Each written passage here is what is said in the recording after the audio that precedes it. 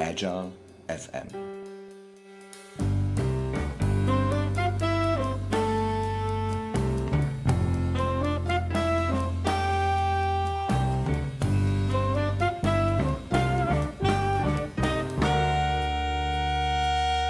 Radio for the Agile community. I'm your host, Joe Krebs.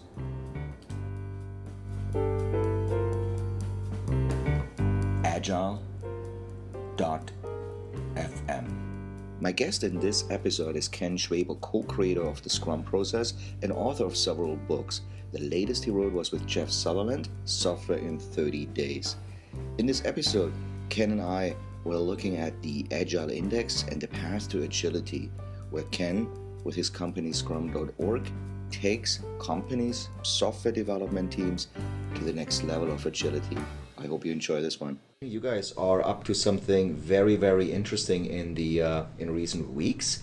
The path to agility path, and all the work you're doing to elevate the level of agility in organizations and software teams around the world. You will talk about the path to agility at the Agile Day in New York, which is held on the 19th of September in New York. So we'll get a little bit of exposure to your topic, but I'm here to actually discuss a few things. One of them is the path to agility, and that brings up the question of what is Agile and why are we doing Agile? Maybe we want to start with the path to agility by why should we be doing Agile? Yeah, what is Agile? What is Agile? Well, let's say you take a manufacturing company like BASF. What is agility for BASF? Or a power company, or a bank who has mainframe systems that are 20 years old. What is agility to them? So this is a big issue for organizations where someone says, we ought to be agile. Yeah. And what we found is that people view it as a something that's desirable just as a state of being. And so they start making huge investments to become agile. And typically those are unmanaged investments. Those are investments that you bring in lots of trainers, you maybe send people to classes, you buy tools, ALM tools, testing tools, you buy all sorts of things. And after a while, you start wondering what you got yourself into. Right. So maybe generally in some pockets it feels a lot better than it used to. In some pockets you see it reverting, and in some pockets, they folded their arms and wouldn't even talk. So one of the things we've noticed is that only parts of organizations, and this is certainly different for a product company, need to be agile. So if I'm a big organization like a power company, I don't need to be agile in power generation. I need to be agile in acquiring power. If I'm a big bank, I don't need to be agile in terms of how I process my transactions. I may need to be agile in terms of how I build apps that will work on my new Google Vision or Google Glasses. But agility is used for competitive advantage or to address problems you're running into. So something we've started doing is helping people, particularly the people who work with us, understand something we call scenario planning. It's been around for a long time. Yeah.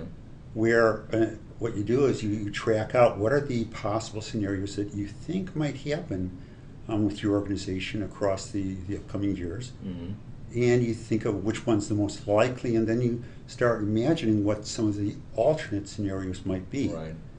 And you start thinking, okay, what are the most likely alternate scenarios, and what capabilities would we need if we get into those situations? And you start setting up triggers that you can identify to watch for those situations. Now, if you start needing new capabilities because something's changing, one of our customers, something that changes, they shut down nuclear plants in Germany. Right. Whoa, that's a big deal. Yeah. Then they need to quickly put in high-value capability that can address these problems. So there they need agility, and there it's worth investing in. You still want to monitor investment, make sure you get return on investment, But agility is something that may spread across industry, may spread across the world, but probably what'll kill the concept of agility is people trying to use it without thinking whether they need it or not. Right. So one of the examples you made with the nuclear power plant is really on the business side. Afterwards, like acquiring energy or acquiring power Right. as a power company. Other examples are more on the software side when we're building apps. So do you see like there's a general concept of connection between the future with a path of agility of the business and IT, or the business in itself is interlinked with agility? I think agility is only cost justified now, particularly as you're helping developers change and become better. Mm-hmm. When you have a business case. When you have a business case that will justify the investment in creating that capability. Mm-hmm. Because you not only have two capabilities that are needed. One, software people that can build those types of products, capabilities, systems. Secondly, the business being able to adopt them and use them, embed them into the business, and change the way they do business to take advantage of them. Mm. So you're really stuck with two levels of agility that are needed. And this is why these agile things of let's change our IT organization, but the business doesn't change. Yeah. What a waste of money. Yeah. Well, some teams have, especially IT, where the business units are small, where the company itself is IT. Yes. They see some very good absolutely. benefits, right? Like autotrader.com. Yeah. The whole business is a web-based business that brokers things. So that and product companies like SAP,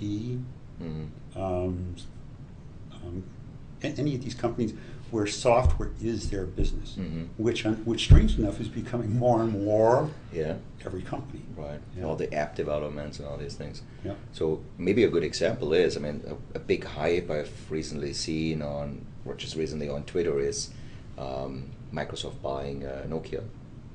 And Nokia was like 5-6 years ago was like the flagship of, look at the Agile development organization at Nokia. We have the Nokia tests and all these kind of things. And now the company is basically maybe we have focused too much on the IT side of Nokia, but not much on the business agility side.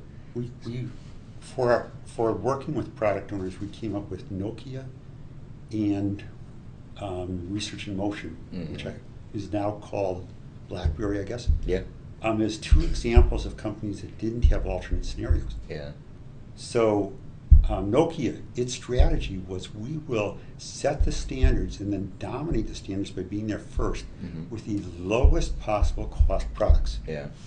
Okay, that worked until 3G and 4G came in. Then gone. Yeah. Research in Motion, their thing was security. The corporate security of email is the most important thing. And we will dominate that by selling to corporations. Right. Whoops. Yeah. So neither of these companies had alternate scenarios in mind. Neither of them were primed and saying, what will we do if this happens, if that happens? Yeah. We got a query, which strangely enough no one's followed up on, from Dolby. Oh. So you see sound by Dolby. Yeah.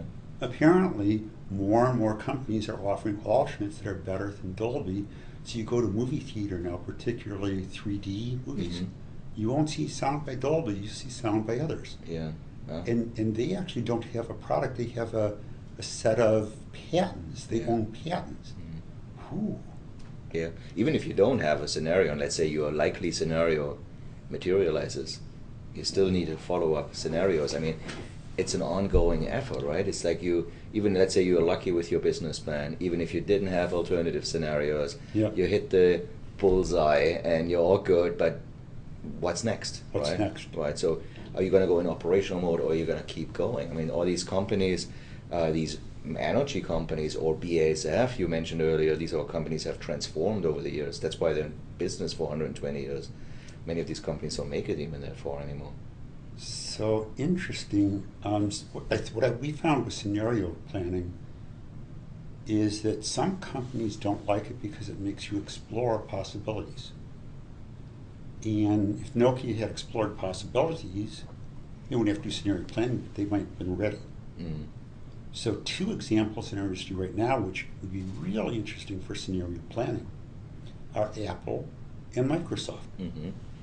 I wonder what their scenarios are. Right. Some are transparent and some are less transparent. Yeah, Microsoft, we have yet to find a company that's failing that we won't buy. That's a scenario. Yeah, that's a scenario, right? So now, the interesting part of what you recently have been working on is this the agility path. Yes. What? So we are. Let's say we have this, and this. Correct me if I'm wrong. If I misunderstand this, there is a company. They want to be agile, and there is a reason for being agile. They have a business case for being agile, but there's this path. Why don't you just, tell the listeners listening to this podcast what that path is, and is that a quick path? Can we do that in 2 weeks?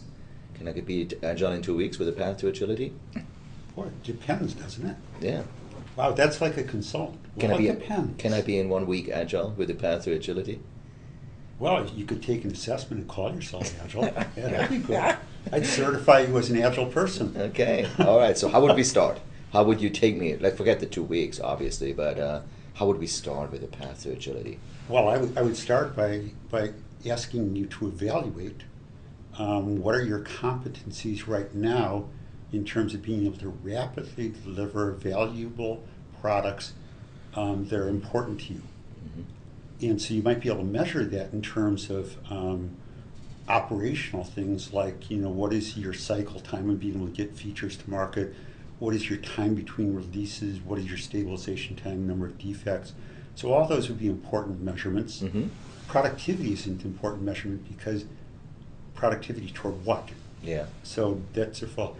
But then on the enterprise level, the level where you want to make the impact, you want to measure things like revenues per employee. Mm. So if we have an area of the business and we're doing the right things, and we're even set up right so we're selling them right, mm-hmm. The revenue employee are going to go up very quickly.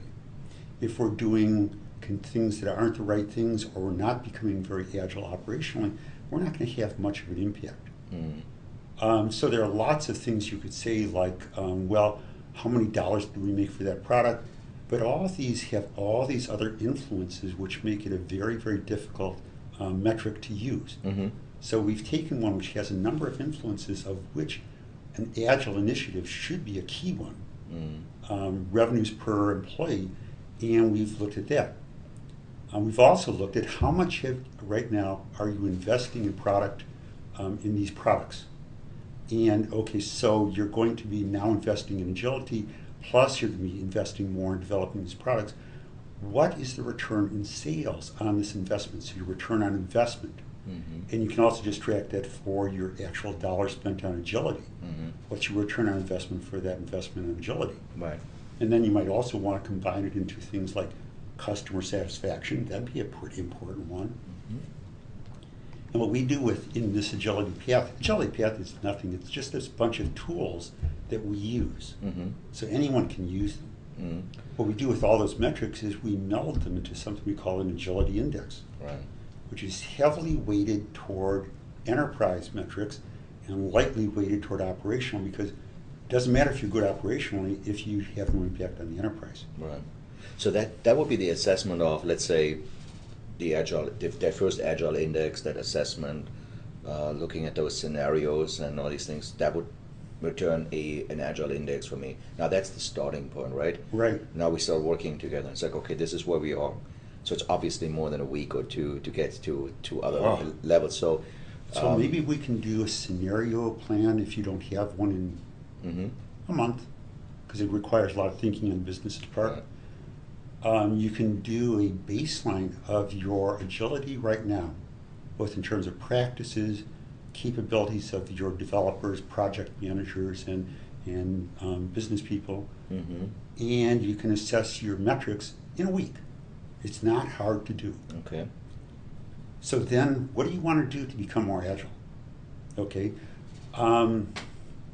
Let's say Someone comes in with a company and says, we will make you agile.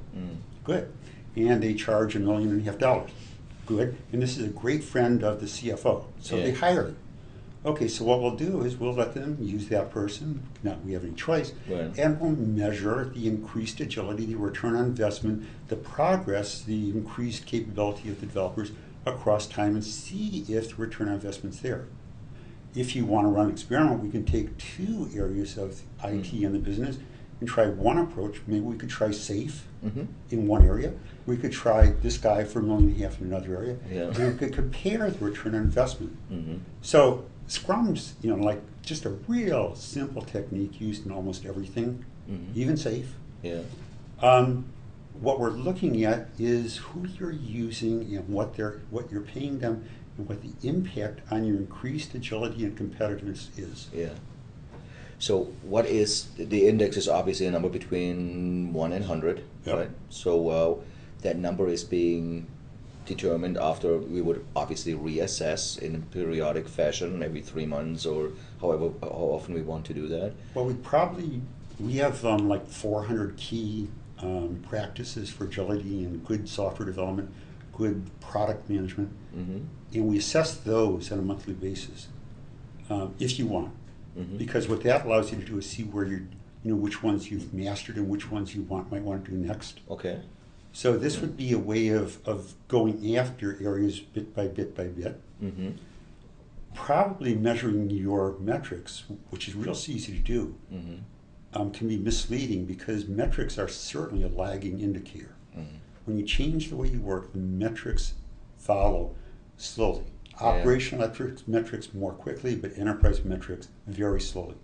So 3 months, 6 months, is good enough. And then we would see how the impact is of our 1.5 million guy or the SAFE process, and we would see what the impacts are and if we are getting to the level of where we feel like we are an agile enterprise. So now, where's that line? Is that like something the Agile Index determines, or is it something the company would say, how agile do you want to be?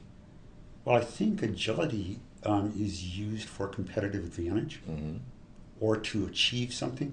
So I would say, for instance, this power company in Germany, when they are able to manage fluctuating power inputs to provide stable power to their customers, then they have achieved adequate agility for that scenario. Now, they may want to map out another scenario, which is the gas pipeline to Russia just shut down. What do we do? But you reach the state of agility or competence you need when you're able to satisfy what you set out to do.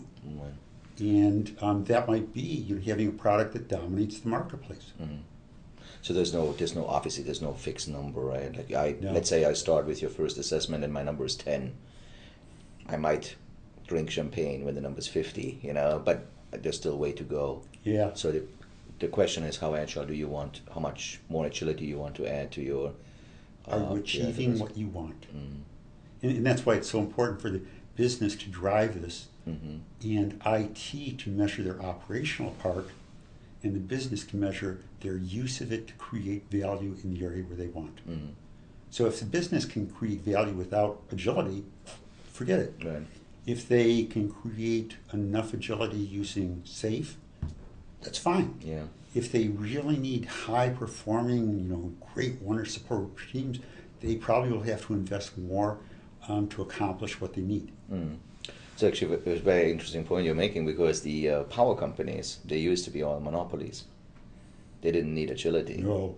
Now anyone can sell their power. So even in Germany, state company, you have people knocking on your door saying, I'm going to sell power. It's EnBW's power, but we're going to sell it through our company. And EnBW's going like, Right, so they're using the same pipelines and all these things. They're just having a different service. We have that in Boston too. This model works here as well. I'm getting advertisements around green energy and all these things all the time. I think this is a typical thing, but monopolies don't need that path to agility. There is nobody to compete with. I think they're confronted with a new situation to do this.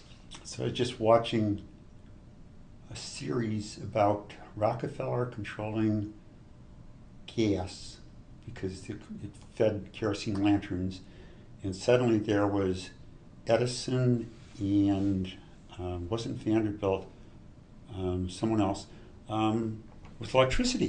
Mm-hmm. Whoa! Oh my God! Well, thank God Carnegie was there with steel because that made cars, and then you wouldn't have to make kerosene. But that was serendipity. That wasn't his alternative. So even a monopoly is only good for so long. Right. Well. So now, if I'm not a monopoly, which I'm not, then let's say we have assessed our work after 6 months into Path to Agility, and let's say I became a little bit more agile. And let's say I'm a competitor to the energy company we were talking about. Is there any kind of way for me to compare myself to others in the industry and my agility? Well, we accumulate anonymously all of the agility data. And so by standard industry code, we use an international version of it. Mm-hmm. We can compare you to other like power companies, and you can see where you stack up. Mm-hmm. That would be then on the index side only, right? Yeah, on the index side. That would be like, we don't get I'm 50, the other one is 55. Right. And that gives Not me some... how or why. Okay. Mm-hmm. So that's also an interesting metric around that. So Ken, you wrote the Enterprise and Scrum book many years ago, 7 years ago. That sure wasn't used. And then Jeff and I wrote Software in 30 Days, which kind of went at the same topic. Mm-hmm. The problem with the approaches to both of those that we saw with SAFE is neither of them are easy. They require you to think. So what we're doing with this whole agility path set of products is saying, if it is really, really important for you to gain competitive advantage and you need to measure and make sure you're spending your money wisely, here's a set of tools you can use to make sure you're getting the most for your money. Mm-hmm. There's a book we wrote that may help you. Yeah. There are methodologies out there that may help you. It's up to you. Right.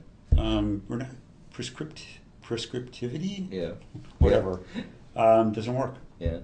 If there is a company out there saying we have employed something other than Scrum as an agile process, let's say XP or SAFE, or how would they, maybe just the two of them, how would they rank on the Agile Index? Would that make an impact on the Agile Index if they would use different or it depends. lean approach? Depends where they start from. So that'd be the first thing.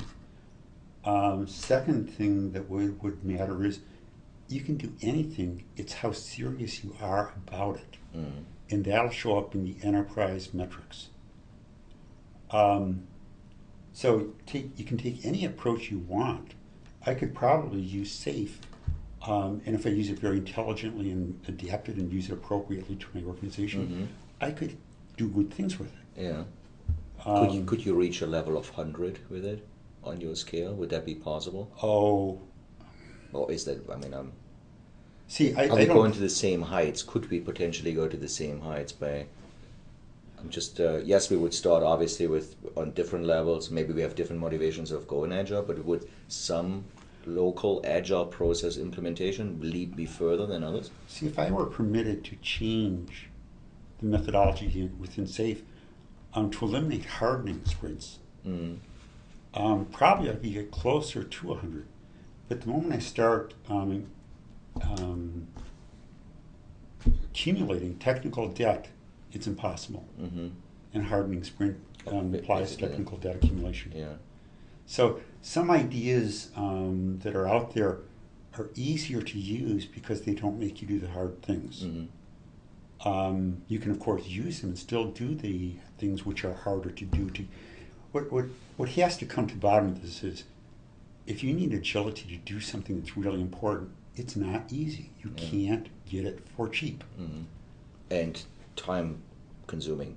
Yep. It's wherever you start, obviously, there's a time associated with your agile transition. So it guides you through your agile transition. Is there a backlog? Are we applying the principles of Scrum to the path to agility? Is that part of the the coaching, like in that intervals, whenever you assess or look at the companies interested in increasing their agility index, are you using a framework of Scrum behind it to manage that process? We have one that's available. It's a way of creating change in an iterative, incremental way that's measurable. It's pretty documented in the Enterprise in Scrum and Software in 30 Days, except here it's a formal set of processes that are well documented. You could use it, or you could hire John Cotter, enterprises, and have them do your change. The thing that matters is not which process you use. The thing that matters is what are your revenues per employee, what's your product customer satisfaction. So the outcome is the important thing. Yeah. So the Agile Index, if somebody's interested, like let's say an executive is listening to this recording, would they need to know the ins and outs of Scrum to increase their Agile Index, or is that framework of creating more agility, like if they're not necessarily an agile team, like building software, like someone executive is I'm interested in that, I want to increase my agility, I'm interested in gaining a competitive advantage, I'm ready for it. Do they need to know Scrum? Do they need to come to Scrum trainings, or what would be their interface? I certainly would. They certainly probably are interested in eliminating waste. So that'd be top topic. Secondly, they'd probably be interested in being able to turn as conditions change in different scenarios. So they wouldn't have to know Scrum, Agile. They'd have to know and demand what they need. Now, the danger of them only focusing on Agility Index without someone supporting them is numbers can be gained. We have seen already that people will take all the subordinate metrics for the Agile Index, and they will make it cause the Agility Index to increase. So when this is important to someone, we compare practice patterns with metrics, emergent patterns, and we see if they make sense. If we have done absolutely nothing that would cause value to go up, if we don't see things like a clear ordered list of requirements and value being one of the main things, and yet we see those numbers changing and that driving the Agile Index, we advise that maybe that's being gamed. Not that people do that. No. You just came back from Europe. I did. There's the agility path, and you did some coaching and work over there. Do you see any difference between the agility path being applied, accepted, embraced, either Europe or Asia or the United States, or is this one of the common interests right now? Do you see any cultural differences in approaching this topic? So to take the topic and say that this is not about agility or agility path or anything. This is about someone being dead serious about managing their IT organization in areas that are critical to them. So this is all these ideas that we have in here in tools are ways of managing your investment, ensuring that you maximize your return on it. And if the return is toward doing something like supplanting energy from nuclear or other things like that, making sure that it happens fast enough that you're not caught in a scenario like bankruptcy. So these are management tools you can do to try other approaches. And I think that's kind of a universal need. We see a lot of interest in it in the United States. We see a lot of interest in Europe. Asia, we have a lot of interest in Asia, Indonesia, Australia. I don't know if New Zealand's considers itself Asia. Probably Australia would be a little offended too, but whatever. I have no experience with, and Vietnam. Vietnam, yeah. Oh, yeah, okay. Wow. So one of the metrics, just like one of the last questions I have here for you is, you mentioned the one metric, revenue per employee. Yeah. Will the path to agility cause a lot of layoffs? Because, we could increase that number by getting rid of people. Oh, absolutely, you could.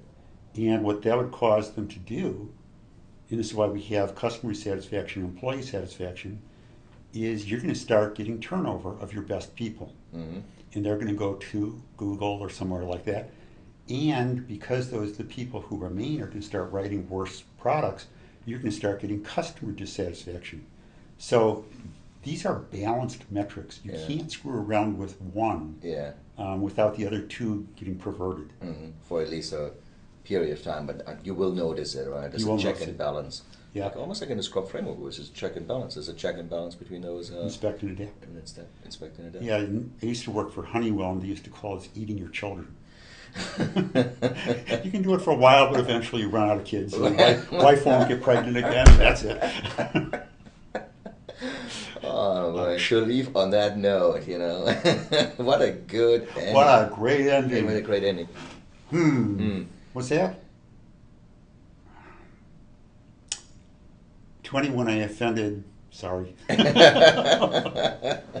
Well, Ken, always nice, great talking to you. You always have some very good insights, great mission you're up to. Can't wait to see more metrics to come in around the agility path and that the industry as a whole begins to mature even further than it already is.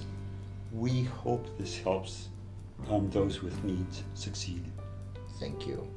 See you in September 19th at the Agile Day. Thank you. We will be there. Thank you for listening to Agile.FM Radio. If you are interested in learning more about today's guests, past guests, or learn more about the upcoming program and future guests, please go to our website at Agile.FM. Talk to you soon. Bye-bye.